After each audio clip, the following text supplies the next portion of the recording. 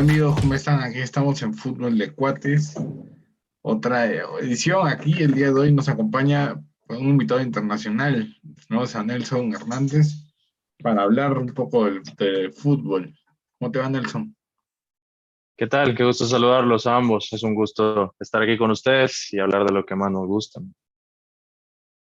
Creo que sí. Nelson, pues cuéntanos un poco, igual Santino, ¿qué tal? ¿Qué tal, Pablo? ¿Cómo estás? Gracias por el pase. Nelson, es un gusto tenerte aquí en el programa en Fútbol de Cuates para hablar un poco sobre la selección de El Salvador, ¿no? ¿Qué es lo que va a Claro. venir haciendo? ¿Qué es lo que, sobre todo en esta fecha eliminatoria que ya se acerca, que empieza el día 24 de marzo? ¿Con qué opciones, Nelson, ves tú a la selección de El Salvador que vaya a tener, ¿no? En este primer partido de eliminatoria, en este primer partido de la primera fecha, ¿no? De la eliminatoria de CONCACAF. Mira, todos acá en realidad en El Salvador y luego del cambio de formato de CONCACAF, entendemos que El Salvador tiene que pasar la primera ronda. Tiene que pasarla. No hay de otra porque si no simplemente estaríamos comprobando que no estamos a un nivel de los demás equipos centroamericanos, dígase Honduras, Costa Rica, Panamá, que son los equipos que evidentemente están pasando por un mejor momento. Yo creo que la selección del Salvador tiene suficiente talento como para meterse al octagonal. Y yo creo que entiende también la selección del Salvador y Carlos de los Cobos, más allá de que existe un sueño por regresar a un mundial, pero entiende que el mundial es la octagonal, ¿no? Primero porque estructuralmente no estamos bien. Segundo porque quizás los recursos a comparación de otras elecciones no es que no los tengamos, sino que no se utilizan de la forma en que se tienen que utilizar. Entonces, entendemos desde esa perspectiva que no estamos listos para ir a un mundial. Por el momento no estamos listos. Un baño de realidad tuvimos contra Estados Unidos, que era una selección prácticamente sub-23. Nos pegan un baile y es un baño de realidad que ojalá y hayan aprendido esa lección y se vea una mejora, ¿no? Porque ya se viene, jueves es el primer partido, ya en un par de semanas, 6:30 hora del Salvador, se juega en el Cuscatlán, es decir, todavía más responsabilidad de ganar porque estás en casa, ¿no? Y luego el domingo viajar a Curazao, porque no se va a jugar ni siquiera en Montserrat, se va a jugar en Curazao, y también un lugar que ya conocemos, donde ya ganamos, y que en realidad tendríamos que ante un rival que ya también ya lo medimos, tendríamos que sacar un resultado positivo. Es decir, acá no hay espacio para deslices, aquí no hay espacio para perder puntos. Aquí es la selección tiene que ganar y si tiene que ganar todos los partidos, tiene que hacerlo. Por lo mismo que te menciono, que está en un nivel en donde en teoría no tendríamos que estar, ¿no? Claro que sí, Nelson. Es importante lo que nos comentas, porque si bien es cierto, El Salvador poco a poco creo yo que está teniendo una evolución en la selección, ¿no? Y creo que estos partidos son importantes, más que todo por ser fecha FIFA y son partidos oficiales justamente para ver qué equipos van al Mundial. Es también para demostrar, como tú lo dices, que El Salvador esté capacitado para poder hacer partidos o hacerle frente a equipos que quizás estén en un poquito más de nivel que El Salvador, pero muy aparte de eso, también para mostrarse a algunos jugadores que quizás no se han mostrado anteriormente, ¿verdad? Claro, al final es una vitrina.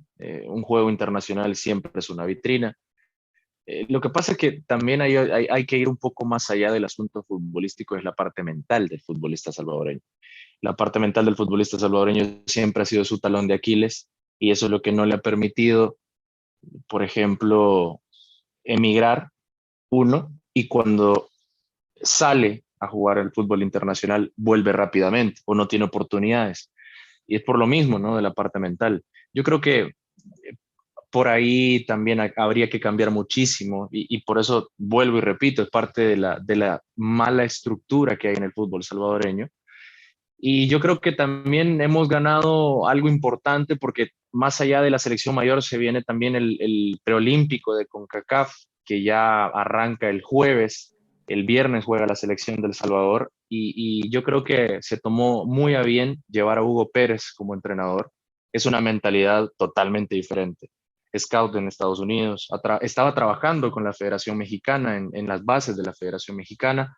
Él dice, ok, me llama El Salvador, es mi país, lo quiero y trata de imprimirle esa mentalidad diferente al futbolista salvadoreño que está acostumbrado, primero, a no ser disciplinado, segundo, a no entrenar, por ejemplo, tres veces al día, como sí lo hizo Hugo Pérez cuando recién vino. Entonces yo creo que empezar desde ahí, desde las bases, desde los más pequeños, yo creo que será importante para poco a poco irnos proyectando, no para 2022, diría incluso para 2026 y mucho más allá, porque El Salvador no está actualmente para competir. Paulo. Sí, y ahora quería preguntarte, Nelson, ¿cómo ves al entrenador Carlos Los Cobos allá en tu país? Bueno, Carlos de los Cobos, ustedes bien saben, es su segunda etapa, ¿no? Con la selección salvadoreña. La primera etapa, los números no reflejan que fue algo brillante, pero quizá esa sensación que se tuvo de que estuvimos cerca de llegar al Mundial, que fue Sudáfrica 2010, yo creo que esa sensación es la que también queda en la gente y quizá en un momento también clave, ¿no? Cuando se va Eduardo Lara, viene la federación y dice, ok, algo tenemos que hacer, ¿no? Apelamos entonces al corazón, al sentimiento del aficionado, traemos a Carlos de los Cobos. Los números hoy son mejores que en la primera etapa, pero hoy es cuando más crítica se ha recibido para el entrenador mexicano, más se le cuestiona. Es algo bien complicado porque si hablamos de números, los números lo avalan, los números te dicen, pero es una mejor etapa, ¿no? Está consiguiendo resultados, no ha perdido tantos partidos como en otros, como en su primera etapa. Pero yo creo que Carlos de los Cobos es un entrenador que va a morir con la suya y por eso no me sorprendería que ya de cara a los dos partidos, a los dos primeros partidos de esta eliminatoria, no haga variaciones en su convocatoria, primero porque no tendrá partidos amistosos, no tendrá partidos de fogueo, y yo ahí le doy el beneficio de la duda y digo, ok, es mejor lo viejo conocido que lo nuevo por conocer. No va a cambiar El Salvador, su idea va a seguir siendo la misma. Yo creo que pasa mucho por la mentalidad y las ganas de competir, que esta selección en algún momento las ha tenido, pero poco a poco se cae otra vez. Futbolísticamente no es brillante, pero por ahí ha sacado resultados importantes. Habrá que verlo en eliminatoria y yo creo que se le va a medir a Carlos de los Cobos por si llega o no al octagonal y su futuro se va a definir por si llega o no al octagonal. ¿Tú cómo ves los rivales que te tocan en este octogonal que ya se viene? Y en esta primera fase, los rivales son caribeños. Algunos los conocemos, otros no. Son islas que prácticamente no han tenido fútbol, no han tenido actividad en lo que llevamos de lo de la pandemia desde el año pasado. Es decir, por ahí es una ventaja para El Salvador, porque El Salvador sí está jugando su liga, sí tiene actividad, y varios de los jugadores legionarios también están en actividad. Entonces, yo creo que por ahí es una ventaja y por eso mismo mencionaba hace un rato, ¿no? No hay excusa para no avanzar, porque en esta primera fase hay que entender que es una fase de grupos, a un solo partido, avanza solamente el primero de cada grupo, es decir, que estamos obligados a ser primeros de grupo. Y luego nos enfrentamos, en este caso estaríamos enfrentando al ganador del último grupo, que es el grupo de Trinidad y Tobago, que en teoría Trinidad y Tobago es la selección más fuerte. Nos estaríamos enfrentando a Trinidad y Tobago a un partido de ida y vuelta, y a partir de ahí, si nosotros avanzamos y dejamos a Trinidad y Tobago, estaríamos en el octagonal. Octagonal ya estamos hablando de México, Canadá, Estados Unidos, Costa Rica, Jamaica, que ya están clasificados. Es decir, por eso te decían, el mundial es ese, porque no estamos al nivel, yo creo que ni siquiera de Costa Rica y de Honduras. Mucho menos vamos a estar de los mexicanos, de los canadienses y por supuesto de los estadounidenses. Santino, adelante. Ahora, Nelson, si bien es cierto, esta es la primera parte de las eliminatorias de CONCACAF y lo que se quiere es que El Salvador saque resultados y resultados que le permitan avanzar, ¿no? Avanzar hasta donde también la selección, como tú lo mencionas, pueda. ¿Y por qué no? también de repente, ¿por qué no clasificar al Mundial si es que dentro de todo esto lo que nos está comentando es posible? Ahora, Nelson, otra consulta. ¿El Salvador está clasificado para la Copa Oro de este año, del mes de junio? Sí, sí, El Salvador está clasificado. Y yo creo que ahorita en este momento, yo creo que la prioridad tendría que ser eliminatoria. A la Copa Oro es un torneo que, si bien es cierto, nos podemos medir, pero es un torneo que al final termina también siendo por el calendario, ¿no? Porque no es cada 4 años, es cada menos tiempo, ¿no? Es cada 2 años. Entonces, es un torneo al que siempre vamos. Es raro cuando El Salvador se ha quedado fuera de Copa Oro en los últimos años, pero que al final yo creo que en un año en el que te estás jugando también eliminatoria mundialista, yo creo que la prioridad debería ser eliminatoria mundialista. ¿Te servirá Copa Oro? Sí, muchísimo, ¿no? Foguearte, medirte, sacarlos de los juegos para ajustar ciertos aspectos. No sé si su convocatoria podría cambiar para Copa Oro con algunos jugadores que están pasando buen momento y que merecen ir a la selección. Por ahí, para medir ese tipo de cosas te puede servir, pero Copa Oro también ha sido quizá un dolor de cabeza para el seleccionado salvadoreño porque comienza bien y termina cayéndose. Es algo repetitivo y que lastimosamente no se ha cambiado por el momento. Ahora, Nelson, sí, una vez que termine las eliminatorias, que es justamente en este mes, luego no van a tener ya más competición.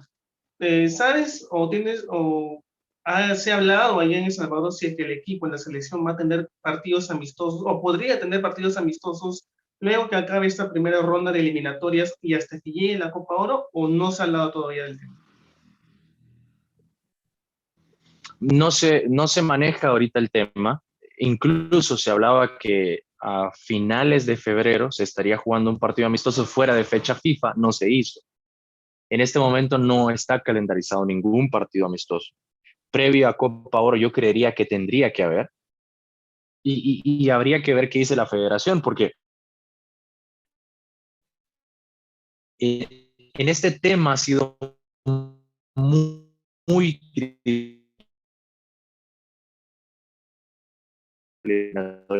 porque vamos simplemente, no es lo mismo jugar que entrenar, y eso lo sabemos todos. Entonces, por el momento no se maneja absolutamente nada de partidos amistosos, es una incógnita, y es una incógnita que preocupa muchísimo, porque si para eliminatoria no nos preparamos, para Copa Oro no nos preparamos, quién sabe cómo nos vaya, ¿no?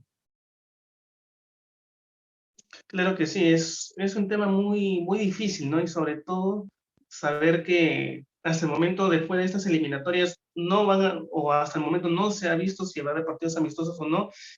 Y es más difícil, Nelson, que se pueda ver el nivel futbolístico y el nivel de crecimiento de la selección si es que no tiene justamente lo que se necesita, ¿no? Que son partidos, es nivel futbolístico. Y más aún, como nos dicen que con los jugadores del Salvador cuando militan en el extranjero, o los pocos que militan en el extranjero, no duran mucho tiempo. También ese es un tema muy, muy preocupante, muy importante, porque justamente de ellos se alimenta la selección. Y claro, y en realidad también lo que preocupa en ese sentido, más allá de que se regresen rápido o que no jueguen sus equipos, el problema también es, bueno, algo tenés que tomar, ¿no? Si vas a jugar fuera, algo aprendes nuevo, algo mejorás en tu accionar. Y el problema ha sido que lastimosamente cuando los legionarios vienen a la selección no se nota esa diferencia. Y ese es un grave problema, porque si sos legionario, si estás jugando fuera, tendrías que marcar esa diferencia. Y al momento no se está viendo. Es algo que preocupa, es algo que no se explica por qué. Por ejemplo, Darwin Seren, que está en la MLS, lleva años en la MLS, y lastimosamente cuando viene a la selección no se nota ese cambio, ¿no? Y ese salto de calidad. Denis Pineda, que quizá es el jugador más talentoso que tenemos fuera, está jugando en Ecuador, pasó por la primera de Portugal con el Santa Clara, tuvo un paso cedido también allá en Portugal, luego viene a Ecuador y está encontrando minutos, ha marcado gol, pero cuando viene a la selección y mentalmente le cuesta mucho a Denis Pineda. y eso es preocupante, ¿no? Entonces, como te menciono, preocupa que no haya una diferencia. Ahorita Roberto Domínguez acaba de salir, estaba en Bolívar, jugó Copa Libertadores, fue el primer salvadoreño en jugar Copa Libertadores masculina, porque ya lo había hecho Alejandro Herrera femenino. Marca gol también con Bolívar, no renueva, se va ahora a Albania, y a ver, porque hasta el momento no conocemos mucho de cómo está Roberto Domínguez. Ha cumplido, sí, yo creo que de los que han venido ha cumplido, pero como te digo, no hay un salto de calidad tan claro y eso realmente preocupa, al igual que preocupa que no hayan fogueos para medir también a la selección contra otro tipo de rival. Pablo.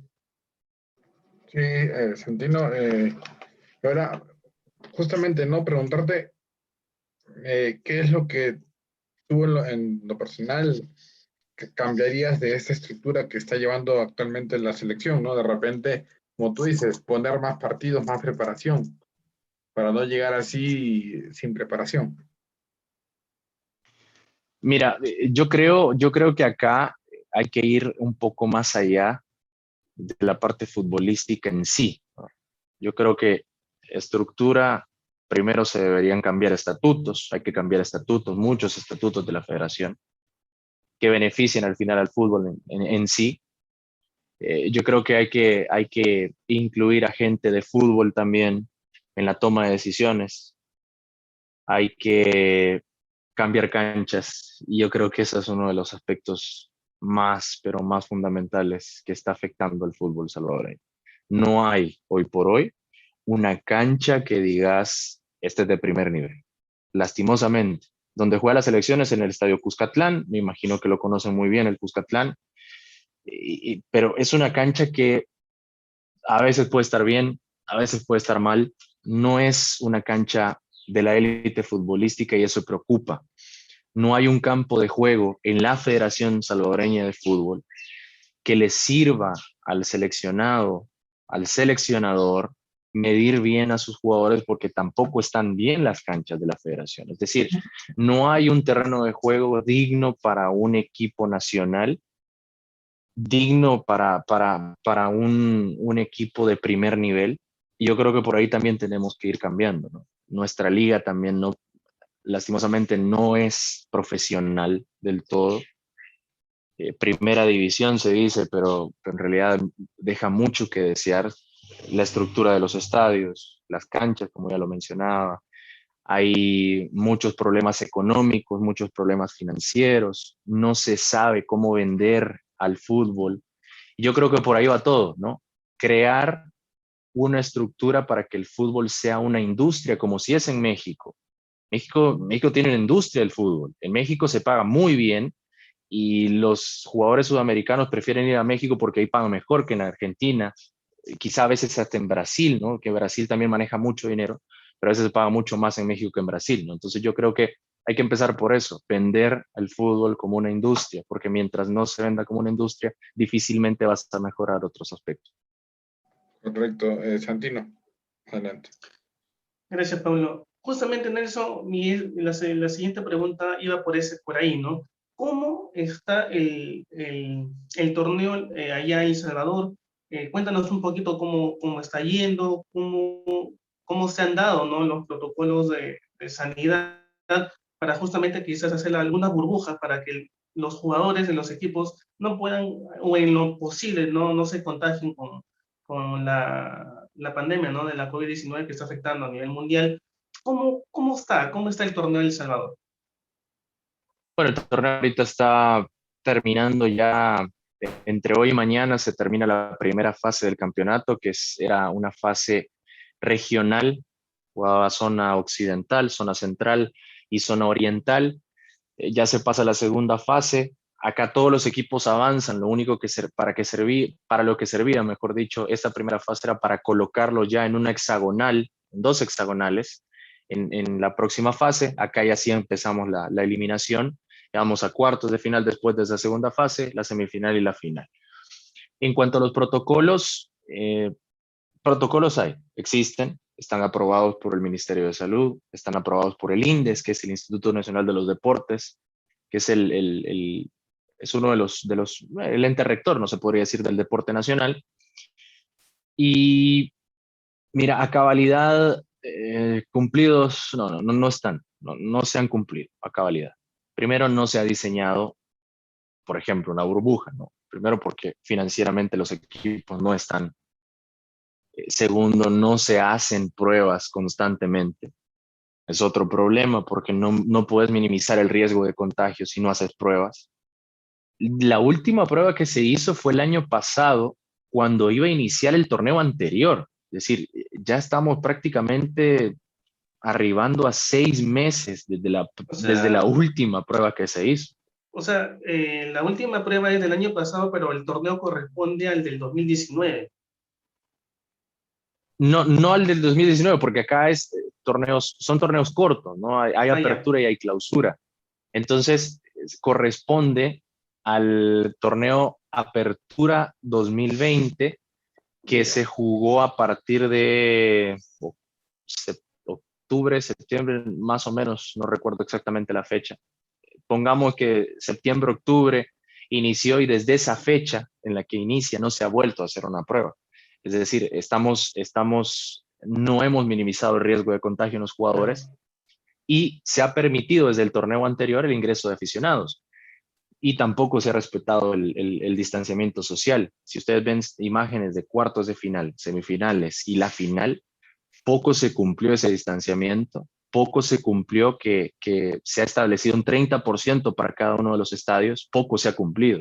Es decir, en ese sentido estamos mal, y a mí me sorprende que hasta el momento no hayan repercusiones mayores de parte del Estado hacia el fútbol, y me sorprende también que por el momento no hayan tampoco tantas repercusiones. Que bueno, no estoy diciendo que lástima que no se han contagiado más, pues, pero me sorprende que no lo hayan hecho con tan poca, digamos, disciplina a la hora de cumplir los protocolos.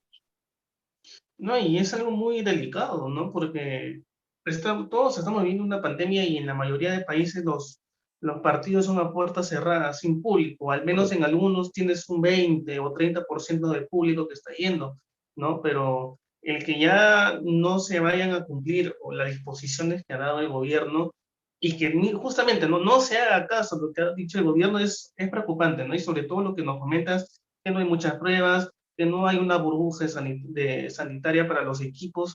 Es un poco complicado, ¿no? Llevar un campeonato de esa forma. Claro, se vuelve complicado, y al final yo creo que en algún momento más allá, porque lo de los aficionados en los estadios se permite porque financieramente señala a los equipos que no están, ¿no?, para competir. Se permite ese 30%, pero al final te puede salir más caro. Al final la repercusión puede ser peor de jugar a puerta cerrada, ¿no? Entonces, es de ir midiendo, es de ir viendo. Hasta el momento no hay ningún problema, no ha habido ningún problema, no hay ningún pronunciamiento del INDES, no hay ningún pronunciamiento del Estado. Es decir, todo sigue con normalidad. Ya terminamos la primera fase, que son 6 partidos en la primera fase. Vienen 10 más en la segunda fase. Y yo creería que el torneo va a terminar con normalidad. No va a suceder absolutamente nada para, para culminar anticipadamente el campeonato. Me parece que va a terminar con normalidad, y veremos qué pasa ya en la segunda parte del año. Nelson, quiero hacerte una consulta antes de darle pase a Paulo. En CONCACAF, quizás, no sé si habrá pasado allá en CONCACAF, porque creo que aquí en Sudamérica sí pasó, que el ente rector, en esta cosa, en CONCACAF, no ha hecho o no habrá tenido repartición, quizás ha dado dinero en algunas federaciones para que justamente estas federaciones repartan o ayuden un poco en el plano económico a algunos equipos. ¿Ha pasado esto allá con El Salvador específicamente o no ha pasado eso?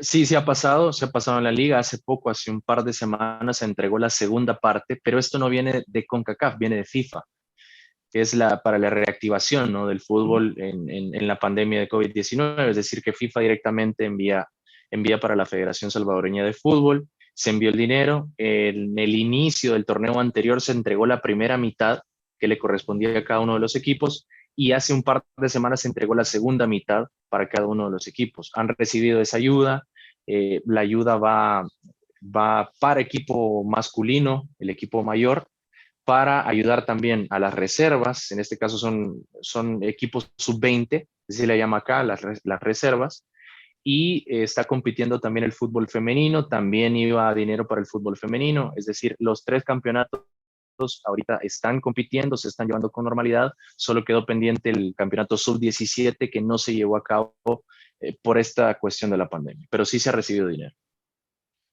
Paulo. Sí, sí, Santino. Bueno, yo creo que vamos a ver qué sucede con todo lo que viene para la selección de Salvador. Esperemos que saquen unos buenos resultados y veamos qué tal es este entrenador, Carlos de los Cobos. Veamos qué tal lo plasma en la cancha. La tiene complicada, ¿no? Pese a que son rivales accesibles de repente, pero uno nunca sabe. Y como decís, Pablo, uno nunca sabe. Uno nunca sabe y con El Salvador uno nunca sabe porque ya hemos caído con selecciones como Bermuda en su momento en la Liga de Naciones de CONCACAF. Fue preocupante y sigue siendo preocupante. Pero nos damos cuenta también que a este nivel estamos y a este nivel pertenecemos y no podemos estar exigiendo mucho más por parte de CONCACAF si en realidad nosotros no mostramos más, ¿no? Entonces, eh, aquí estamos, veremos qué pasa con la selección. Ya en un par de semanas iniciamos el camino hacia Qatar y veremos si nos encontramos también con México por ahí. Por supuesto, por supuesto. No estaría nada mal encontrarnos para ver bueno, profesor Carlos de los Cobos, ¿no? Creo que es alguien que conocemos bastante bien por México y vamos a ver qué es lo que viene, ¿no? Creo que hay mucho entrenador mexicano, está el de Dominicana, y Sí, bueno, también Carlos de los Cobos, y vamos a ver ahora cómo viene esto.